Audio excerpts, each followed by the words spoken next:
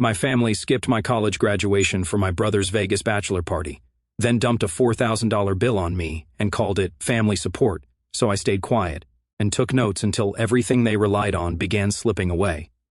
I, 24, male, just graduated with a mechanical engineering degree from a state school. I worked my tail off for 4 years while juggling 2 part-time jobs, one at a campus auto shop and another doing weekend construction work. My family, well, that's where it gets complicated. Dad, Mike, is a mid-level manager at an insurance company. He makes decent money but acts like he's running a Fortune 500 company. Mom, Linda, hasn't worked since my sister was born and spends most of her time on Facebook and shopping with her book club friends. Then there's my older brother, Derek, 27, male, who's always been the golden child. He played college baseball poorly, graduated with a business degree he's never really used, and somehow landed a sales job at a car dealership where he makes okay money, but talks like he's closing million-dollar deals every day. My younger sister, Ashley, is 21, female, and, well, she's something else. She dropped out of community college after 1 semester, has been finding herself ever since, and has somehow convinced my parents that her lifestyle blog about crystals and astrology is going to make her rich someday. She drives a BMW my parents bought her and has never held a job for more than 3 weeks. Me. I'm the middle child who put himself through engineering school, pays his own bills, and apparently exists solely to bankroll everyone else's good times. Here's where my buddy Tony comes in. Tony's been my best friend since high school. We worked construction together summers during college, and he's the kind of guy who will drive 300 miles just to help you move a couch. He's also probably the funniest person I know, which you'll see throughout this story. Tony calls my family the parasites, and has been telling me for years that I'm too nice to them. Bro, he'd say, your family treats you like a human ATM with legs. When's the last time any of them did something for you that didn't involve your wallet? I always defended them because, family. But Tony was right. And this story is about how I finally figured that out. So anyway, graduation day, May 14th. I'd worked incredibly hard for 4 years, maintained a 3.7 GPA while working 30-plus hours a week. This wasn't just some participation trophy, I'd actually accomplished something real. 2 weeks before graduation, Derek announced he was getting married to his girlfriend, Brittany. Brittany is, look, I'm trying to be fair here, but she's basically everything wrong with Instagram culture wrapped up in one person. She's never had a job, but somehow always has money for designer purses. She posts 15 times a day about her blessed life and calls herself an entrepreneur because she sells weight loss shakes to her friends. The bachelor party was scheduled for Vegas the same weekend as my graduation. Same exact weekend. When I found out, I asked my parents, so, who's coming to my graduation? Mom's response, oh, honey, we already booked the Vegas trip. Derek's bachelor party only happens once. You understand, right? We'll celebrate your graduation when we get back. Dad chimed in. It's just a ceremony, son. We already know you graduated. Derek needs us there for his big weekend. Just a ceremony. 4 years of grinding, and it's just a ceremony. Tony was at my apartment when this conversation happened on speakerphone. After I hung up, he just stared at me for like 10 seconds, dude. He said, did your dad just say your college graduation is less important than your brother getting crazy in Vegas? I mean, bachelor parties are a big deal. Graduation from engineering school is a bigger deal, Tony yelled, throwing a pillow at me. You worked construction in 100-degree heat to pay for that degree? Derek selling Honda Civics and acting like he's some business mogul. Tony was right, but I didn't want to make waves. I never made waves. That was my thing. Keep the peace. Don't cause drama. Just suck it up and move on. Biggest mistake of my life. The night before graduation, Derek called me. Hey bro, quick question. You know how you're an authorized user on Dad's credit card?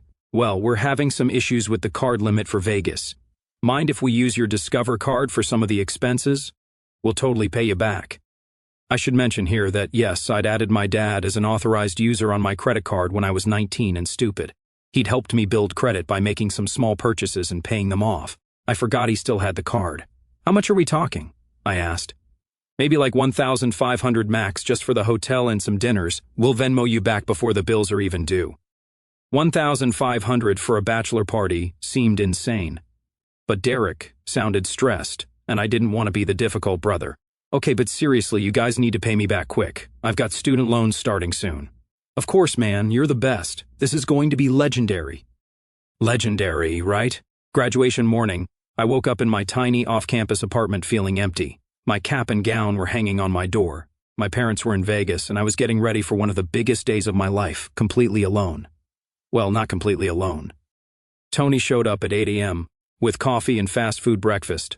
Rise and shine, college boy. Today, we celebrate you becoming a fancy engineer who's too good for us construction peasants. Dude, you know that's not. I'm kidding you. Now get dressed. I invited some people to make sure you have a proper cheering section. It turns out Tony had reached out to basically everyone we knew from high school who still lived in town. By the time we got to campus, I had 12 people there just for me. Tony had even made a sign that said, "Mike is smarter than all of us," in huge letters. The ceremony was at 2 p.m. When they called Michael James Thompson, Tony's crew went absolutely insane. They were whooping, screaming. Someone brought noisemakers. Other families were staring because we were easily the loudest group there. I walked across that stage, gripping my diploma folder so tight my knuckles were white. I smiled for the photographer, shook the dean's hand, did the whole thing. But the whole time, I felt this weird hollow feeling in my chest, like I was watching someone else's graduation through a window. After the ceremony, we went to this sports bar that was giving free wings to graduates. I was sitting there in my cap and gown, surrounded by people who actually cared about me, feeling pretty good about life. Then I checked my phone. Venmo notification. Derek Thompson requests $2,847.63.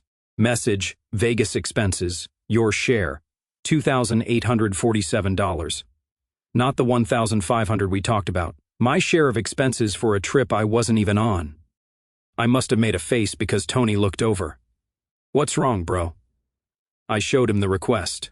Tony read it, blinked a few times, then started laughing, but not happy laughing. The kind of laughing you do when you're so frustrated you can't think straight. "Your share," he said slowly. "Your share of a bachelor party you're not at because you're at your own graduation that they skipped." I opened my credit card app to see what they'd actually spent. The charges from Vegas: $1,200 Bellagio penthouse suite, 2 nights. $800 VIP entertainment package at some club. $650 dinner at Gordon Ramsay's restaurant. $400 for helicopter tour of Strip. $300 premium entertainment venue package, plus about $500 in random charges for meals, tips, room service, etc. Total, $3,850. They wanted me to pay almost $3,000 of it. "Bro," Tony said, reading over my shoulder. "They spent $4,000 in Vegas and want you to cover $3,000 of it for a party you weren't invited to while you were graduating." I tried calling Derek straight to voicemail, probably because he was recovering in a Vegas hotel room. I tried Dad. Same thing. Finally got through to Mom around 6 p.m. "Oh, hi, sweetie. How was graduation? I saw Tony posted some pictures. It looks so nice." "Mom, Derek just sent me a Venmo request for almost $3,000. "Oh, well, you know how expensive Vegas is, and you're the only one with a good credit limit right now. Don't worry. Everyone will pay you back. Everyone will pay you back." Like this was some group expense we'd all agreed to. "Mom, I wasn't even there. This was Derek's bachelor party that you all went to instead of my graduation." "Honey, don't be dramatic. It's just money, and Derek's only getting married once. Just money. Just like graduation was just a ceremony." That's when something clicked in my brain. These people didn't see me as family. They saw me as a resource. Someone who worked hard and made good money so they could live above their means. I looked at Tony, who was watching this conversation with the expression of someone watching a car accident in slow motion. "You know what, Mom? Let me call you back." I hung up and stared at my phone for a minute. "All right," Tony said. "What are we doing?" Bro, you think I'm going to miss watching you finally grow a spine? This is going to be better than Netflix." The next morning I woke up still frustrated but more clear-headed. Tony had crashed on my couch and was already up making coffee when I stumbled out of my bedroom. "Morning, sunshine. Ready to go nuclear on your family?" "I'm not going nuclear. I'm just investigating." "Right, investigating, that's what we're calling it." I spent the morning going through every single charge on my credit card from the past week. The Vegas expenses were worse than I'd originally thought. The premium entertainment venue package was actually $400, not $300. There was a $200 charge at some place called Legends Very Important Personal Experience that I didn't even want to think about. They'd ordered $150 worth of room service at 3 a.m. Derek had bought $80 worth of energy drinks and pain relievers. But the charge that really got me was $120 at a jewelry store for something called Bachelor Bling Chain. Derek had bought himself a gold chain with my money while I was at my graduation. Okay, I told Tony. Now I'm ready to go nuclear. First step, I called the credit card company and reported every single Vegas charge as unauthorized. All of them. The customer service representative was very understanding. So, you're saying you weren't in Las Vegas this weekend, sir? Correct, I was at my college graduation in home state. I have about 50 photos and witnesses to prove it. And these charges were made by someone who had access to your account without permission. Yes. Family members who were supposed to borrow the card for small expenses, but went way over the agreed amount. I see. We'll start a fraud investigation immediately and freeze the card. You should see the charges reversed within 5 to 7 business days. Step 2. I changed every password to every shared account we had. Netflix, Spotify, Amazon Prime, the family cell phone plan, all of it. If they wanted to keep using these services, they could pay for their own. Step 3. I removed myself from the family car insurance plan and got my own policy. It cost me an extra $100 a month, but it was worth it for the independence. Tony watched all this from my couch, eating cereal and providing commentary like a sports announcer. And Thompson takes control of the Netflix account. That's gotta hurt. Ashley's been binge-watching reality TV on his dime for 2 years. Now he's going after the insurance. Oh, this is beautiful. Derek's BMW is about to cost him a lot more money. The phone calls started around noon. Ashley first. Oh my God, Mike. Netflix isn't working. Did you change the password? I didn't answer. Derek next. Bro, my card got declined at brunch. What's going on with the credit card? Didn't answer that one either. Then Dad. Michael, call me back immediately. There are some issues with the accounts that we need to discuss. Tony grabbed the phone. Ooh, let me answer this one, don't you dare. But the voicemails kept coming. By evening, I had 17 missed calls and 11 voicemails. I didn't listen to any of them. Instead, Tony and I drove to our old high school hangout spot, this overlook where you could see the whole city, and made a plan. So, what's the end game here? Tony asked. You want them to apologize, pay you back? What? I want them to understand that I'm not their personal ATM anymore. I want consequences for treating me like garbage. Okay, but like what kind of consequences? Because what you've done so far is just defense. You stopped the bleeding, but you haven't actually hurt them yet. Tony was right, they were probably annoyed about the credit card and the streaming services, but it wasn't really costing them anything major. They would just find another way to pay for their lifestyle. I need to think bigger, I said. Now you're talking. What do they care about most? I thought about it. Derek cared about his image, his job, his reputation as the successful older brother. Ashley cared about her social media presence and her influencer dreams. My parents cared about looking like the perfect family in their social circle. Their reputations, I said. Tony grinned. Now we're cooking with gas. The next morning I woke up to a text from Brittany, Derek's fiancée. Mike, I heard there was some mix-up with the bachelor party expenses. Derek is super stressed about it. Can you please fix whatever's wrong with your card? The wedding is in 6 weeks, and we don't need this drama. Thanks, babe. The audacity of this woman never ceased to amaze me. She was treating a $4,000 theft like a mix-up and asking me to fix it so she wouldn't be inconvenienced. I screenshot the text and sent it to Tony. His response, I'm going to teach you how to destroy someone's entire online presence. Meet me at your place in an hour. Tony showed up with his laptop and a notebook full of what he called digital warfare strategies. See, Tony had been working in social media marketing for a local business, so he actually knew how to do this stuff properly. First rule, he said, don't do anything illegal, or that can be traced back to you directly. We're going to let them destroy themselves. We started with Derek's LinkedIn profile. He'd been posting constantly about his success at the car dealership, sharing motivational quotes about grinding and winning, basically trying to build his personal brand. Tony found Derek's manager's profile on the company website. Here's what we're going to do. We're going to send an anonymous email to the dealership's HR department with some concerning information about Derek's financial decisions. What kind of concerning information? Well, Derek just spent $4,000 on a bachelor party using someone else's credit card without permission. That's fraud, technically, and it shows poor financial judgment. Car dealerships care a lot about their salespeople's reputations.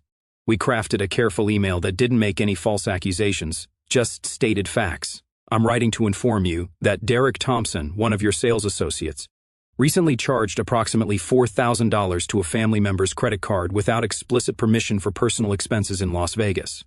The charges are currently being disputed as unauthorized. While this may be a personal matter, I thought management should be aware of potential character concerns. Documentation available upon request. We sent it from a throwaway email account. Next target, Ashley's influencer career. Ashley had been trying to build her Instagram following for months, posting about her lifestyle and trying to get brand partnerships. She had about 3,000 followers, mostly friends and family, but she acted like she was a major influencer. Tony's plan was genius. He created several fake Instagram accounts and started leaving comments on all of Ashley's posts, asking pointed questions. How do you afford all these designer clothes without a job? Didn't your brother just graduate college while you were partying in Vegas? Must be nice having family pay for everything. The comments weren't mean or abusive, just accurate, and they started getting likes from Ashley's real followers, which made them more visible. Within 48 hours, Ashley had turned off comments on all her posts. But the masterpiece was what Tony did to my parents' Facebook presence. See, my parents were very active in their church and social circle, always posting about family events, their wonderful children, their blessed life. My mom especially loved sharing those inspirational posts about family values and supporting your children. Tony found every single post my mom had made about supporting your children and being there for family in the past year. Then he created a timeline of exactly what happened. Mom's post from March: a parent's job is to cheer the loudest at their child's achievements. What actually happened? Skipped my graduation for Vegas. Mom's post from January: family first, always and forever. What actually happened? Charged $4,000 to my credit card without asking. Tony didn't comment on the post directly. Instead, he sent the timeline to several family friends and church members with a simple message. I thought you should see this comparison. It's heartbreaking what happened to Mike. Word spread fast in their social circle. By the weekend, several people had commented on my mom's posts with things like, "Hope Mike is doing well," and "We missed seeing you at his graduation." The HR email about Derek started working faster than I'd expected. By Thursday, Derek called me directly. "Mike, what the heck did you do?" My manager pulled me into his office today asking about financial irregularities. Someone sent them information about Vegas. I let him talk. "Look, I get that you're upset about the money, but trying to get me fired, that's way over the line. I've got a wedding to pay for." "Derek," I said calmly, "I didn't try to get you fired, but if your employer has concerns about you committing credit card fraud, maybe that's something you should have thought about before you committed credit card fraud." "It's not fraud. You're my brother. It's a family expense. I wasn't in Vegas, Derek. I was at my graduation alone while my family partied with my money." He hung up on me. An hour later, my dad called. "Michael, this has gone far enough. Derek could lose his job over this nonsense. You need to call his manager and explain that this was all a misunderstanding." "It wasn't a misunderstanding, Dad. It was theft." "Don't be dramatic. Family helps family. That's how it works." "Really? Then where was my family at graduation?" Silence. "Dad, let me ask you something. In the past 5 years, what have you done for me that didn't involve me paying for something or doing something for someone else?" More silence. That's what I thought. I hung up. Tony was at my apartment when this conversation happened, and he was practically bouncing off the walls with excitement. "Dude, this is working perfectly. Derek's manager is asking questions. Ashley's Instagram comments are turned off. Your mom's church friends are wondering why they missed your graduation. Think it's enough? Oh no, we're just getting started. The real revenge hasn't even begun yet." That weekend, Derek's situation at work got worse. Apparently, one of his key workers had seen the Vegas post on social media and put two and two together. When Derek came into work Monday morning, he was called into HR again. I heard about all this through my cousin Jake, who works in the same industry and knows people at Derek's dealership. "Bro," Jake texted me, "Derek's boss is upset."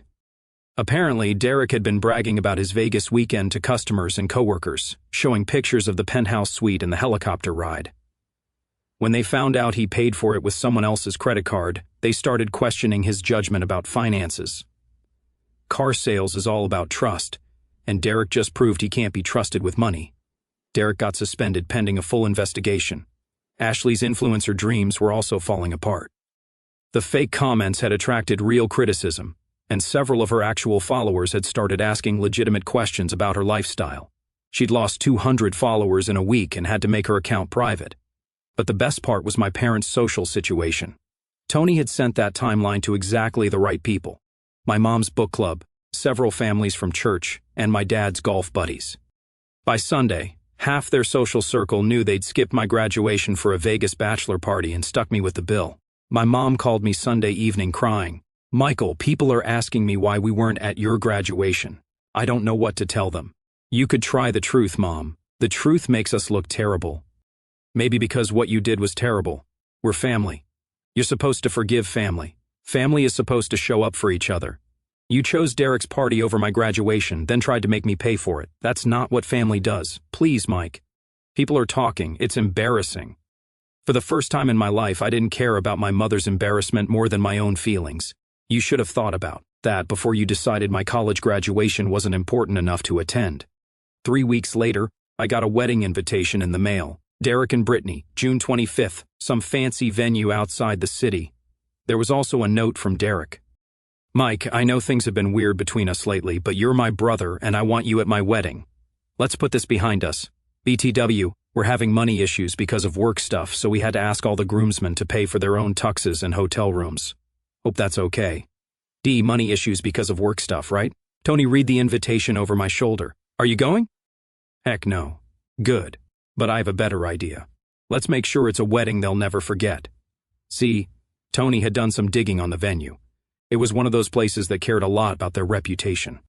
High-end weddings, corporate events, the works. They did not want drama or bad publicity. Tony crafted another anonymous email to the venue's events coordinator. "I wanted to inform you that the groom for the Thompson-Martinez wedding on June 25th has recently been involved in credit card fraud allegations and is currently suspended from his job pending investigation. While this may not affect your services directly, I thought you should be aware in case there are payment issues. Documentation available if needed." We also sent similar heads-up messages to the caterer, the florist, and the DJ. We didn't lie or exaggerate anything. Derek really was suspended. There really was a fraud investigation. These were just facts, but wedding vendors don't like risk. They started requiring payment in full upfront, instead of their usual 50% down payment. The wedding was supposed to cost about $30,000. Derek and Brittany suddenly needed to come up with the full amount immediately. While Derek was suspended, without pay, I heard through Jake that they were scrambling to borrow money from anyone who would lend it. They even asked Brittany's parents, who apparently laughed and said, "You made your bed." 2 weeks before the wedding, Derek called me. "Mike, I need help." "Oh, now you need help.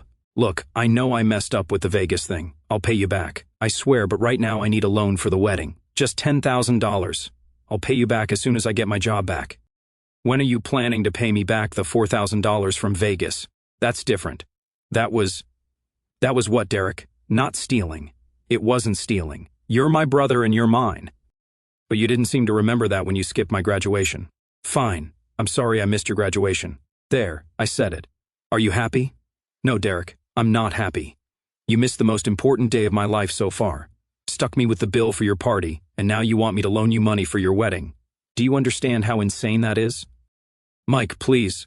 I'm desperate here. The vendors are demanding full payment up front. Brittany is freaking out. Her friends are all going, be there. And if we have to cancel, you should have thought about that before you committed fraud."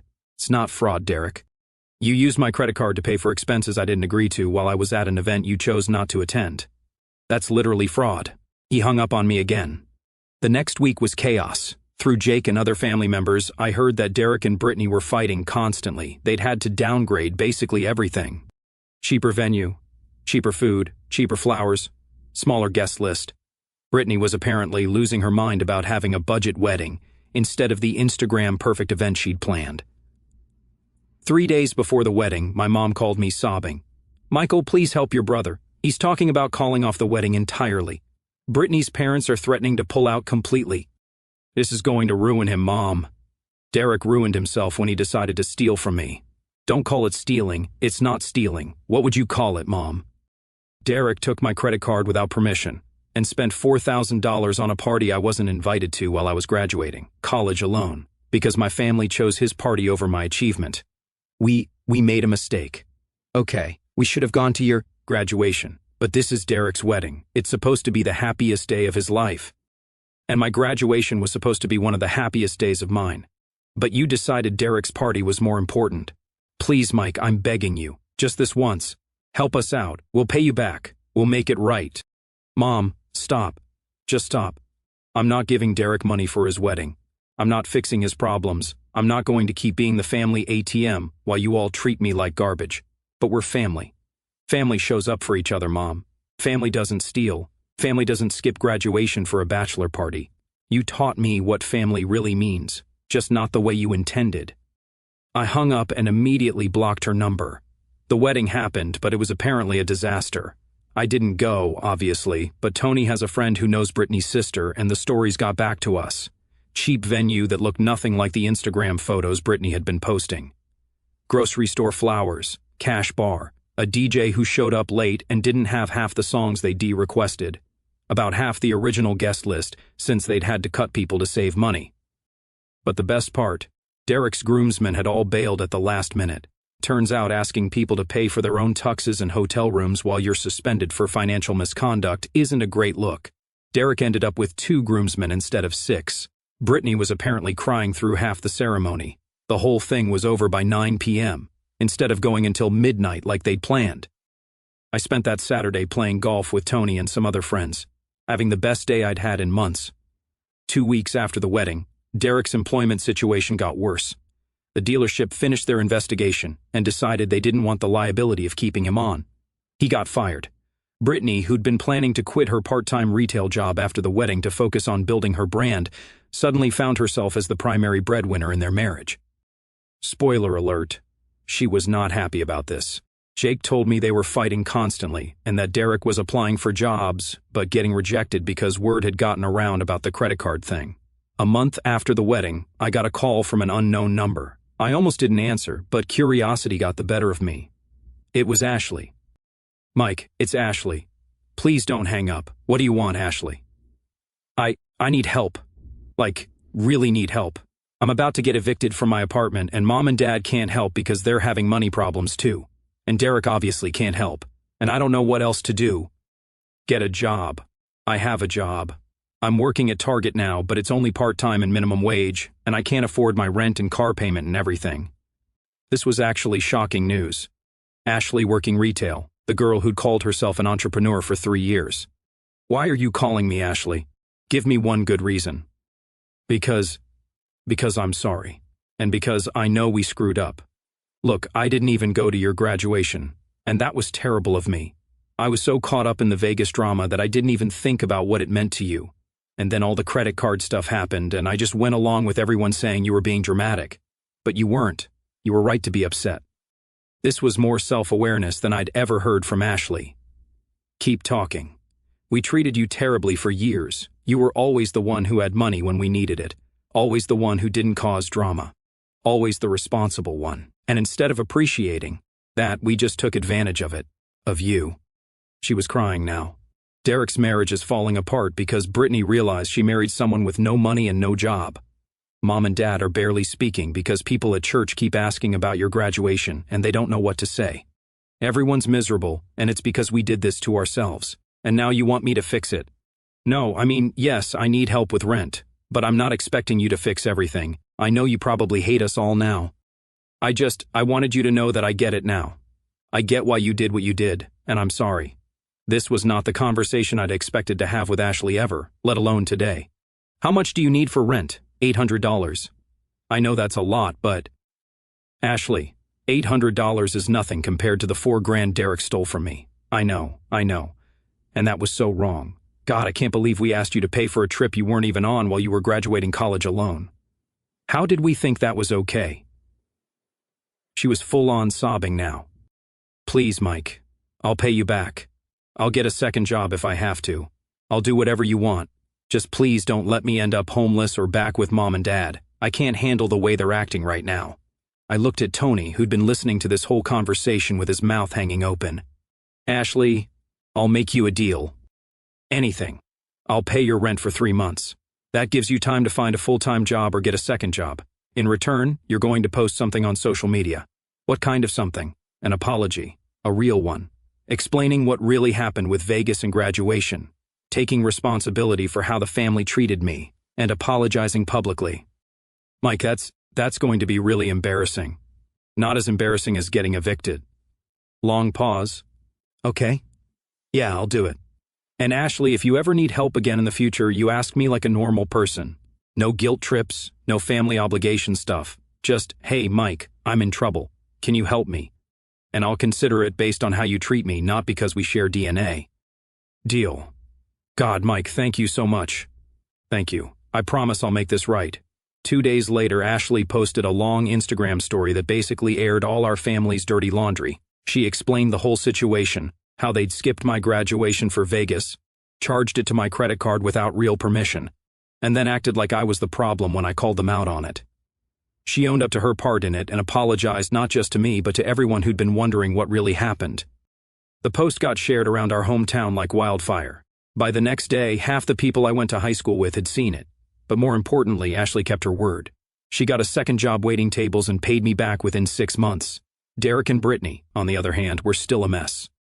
Their marriage lasted 8 months after the wedding before Brittany filed for divorce. Apparently, being married to an unemployed guy with a reputation for financial misconduct wasn't as fun as she'd thought it would be.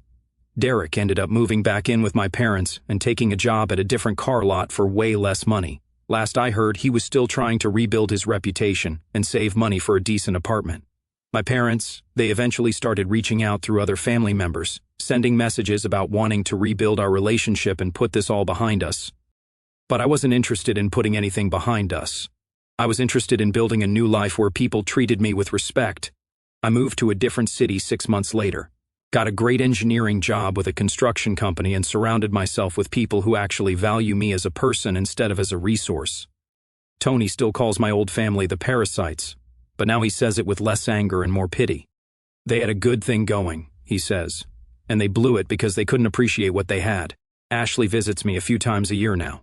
We have a decent relationship based on mutual respect instead of family obligation. She's doing well, working full-time, living within her means, and she never asks me for money without a clear plan for paying it back. Sometimes she tells me about Derek or my parents, but mostly I don't ask. They made their choices, and they're living with the consequences. As for me, I've never been happier. Turns out, when you stop letting people walk all over you, life gets a lot more enjoyable.